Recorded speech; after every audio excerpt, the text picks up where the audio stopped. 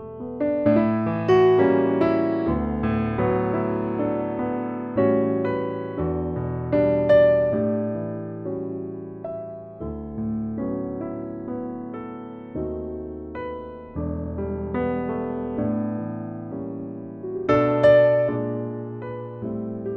from eMedi News and Heartcare Foundation of India. Welcome to our show, Chat with Dr. KK. Today we are going to have a chat with Dr. Professor NN Khanna, who is a senior consultant interventional cardiologist in Delhi-based Apollo Group of Hospitals, and he has a special interest in the field of vascular surgery. Welcome to our show. Thank you. Basically, what I'm going to talk is totally unconventional.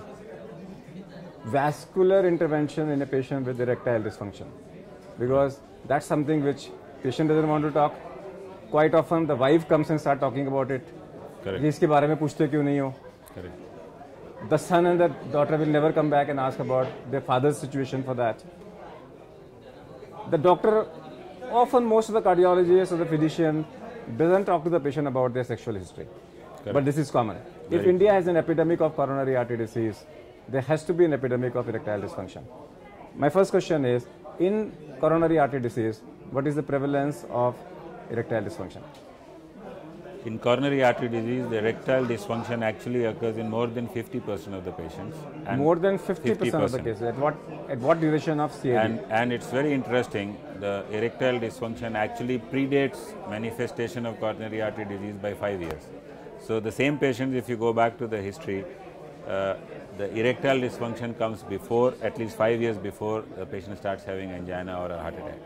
It is very interesting. So basically, if a patient has an ED, erectile dysfunction at the age 30, 40, 50, immediately go for a treadmill test. Yes, erectile dysfunction now is considered to be one of the surrogate markers of existing coronary artery disease. So second, if a patient has erectile dysfunction, he is positive for coronary artery disease, what drugs you will give? First, medical management? Yes, first medical management. In medical management, what? Will lifestyle management improve his erectile dysfunction? Yes, it would. It would. It would work the same way as it works in coronary artery So that disease. means no smoking, manage your cholesterol, manage your blood pressure, manage your diabetes. That's all to be done. Absolutely, and aspirin and clopidogrel. Now, if a patient is needing a drug, do you use Viagra group of drugs? If the patient is taking nitrates, then we don't. But most of the patients, when we talk of ED first, they are not taking nitrates. Or what we do is we treat them for coronary artery disease if they have by stents or angioplasty or surgery, and then don't give them nitrates. If a patient is on nitrate, he wants to be on a nitrate, he still wants to have a act, should he stop nitrate for 48 hours before? At least 24 hours. 24 hours. So he still can enjoy a Viagra group of drugs by stopping it for 24 hours. Absolutely. The risk will be reduced. Of course, he has to take his own risk. Absolutely. Viagra group of drugs is refractory, not responding. He doesn't want a prosthesis. Would you go for an angiography? Yes. The way we evaluate is first we rule out a psychiatric problem by the help of a psychiatrist. Then we rule out an endocrinal and a urological problem.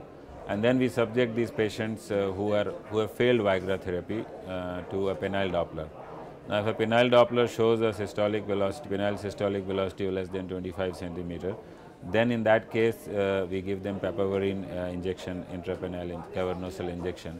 And if that sort of does not increase the velocity, then these patients have a 90–95% sensitivity and specificity that they have a inflow problem of blood supply to pudendal artery. In these cases, then we do a selective angiography, and if we find, usually we find focal blocks, and we treat them by an angioplasty or a drug-eluting balloon. These patients respond very well. So, drug-eluting balloons specifically for erectile dysfunctions are available? Yes. They are different from coronary balloons? They're not different. They are the same coronary balloons, but they have smaller diameter. Smaller diameter. 2.25 and 2 millimeter diameter. And what are the results of restenosis? Restenosis is with drug-eluting balloons. We do not have a randomized data, but with the results of the Zen trial, the restenosis with stents, everolimus stents, is less than 5%. How many centers are doing it in India? No center, except ours, no center is doing it. How many cases you have done? We've done about 30 cases now, and in entire world there are only 5 centers which do this sort of cases. The maximum number of cases has been done by a doctor at the Davis Center, which is only 30. So we are almost at that level now. Let me come back with a very different suggestion. That when you do a coronary, some people say look for renal artery. Correct. Why don't you look for pudendal artery also as a routine?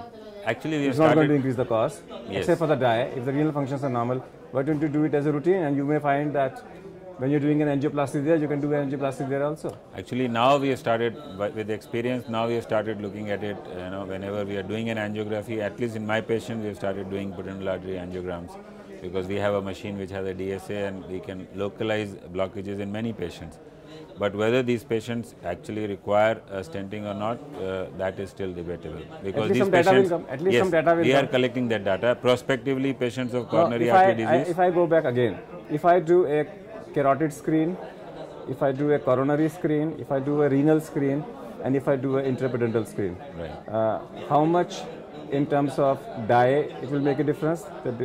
The quantity of dye, 1, 2, in terms of exposure to the radiation exposure to the cardiologist? Not much, because we are doing using DSA, and we just require additional 10 ml of contrast, which is very, very low. So contrast wise is fine. What about radiation also? It's very fine, because we do a DSA in peripheral mode, which is at 2 to 4 frames a second, which is, as compared to coronary, it's 15 frames a second. So it's like 1/4 or 1/5 the radiation of coronary does. And we just have to take 2 shots. So you are for the game that if possible, one should screen a complete cardiovascular atherosclerotic profile, then only looking for coronaries. Absolutely. And there are chances you may get a lot of patients who actually you will find that they are suitable candidates for ballooning of the pudendal artery. Absolutely. What are your hobbies? My hobbies are reading and sports. Reading and sports. Which sports? Tennis. Tennis. Have you played for the state or anywhere? No, I stay for myself. I play for my own group, my city, and that's all. Left-hander or right-hander? Right-hander. Right-handed. Any others like cricket? No. I used to be playing cricket earlier, but not now. More of reading now. If the Chief Minister of Delhi calls you and makes you the advisor to the Health Minister, what policy change you would like in cardiology? Especially, I would really focus on de-stressing individuals and preventive aspects of cardiology. So prevention and de-stress. That is the most important thing. That's the biggest intervention. If you would not have been a cardiologist, what you would have been? I would have been a pilot. A pilot? Fighter pilot. I changed only because of my myopia. Myopia. Otherwise, you would have gone as a pilot. Okay. In cardiopulmonary resuscitation, the recent guidelines talks about hands-only CPR. Right. Are you game for it? Teaching it to public, schools, children, yes, patients, relations? Yes.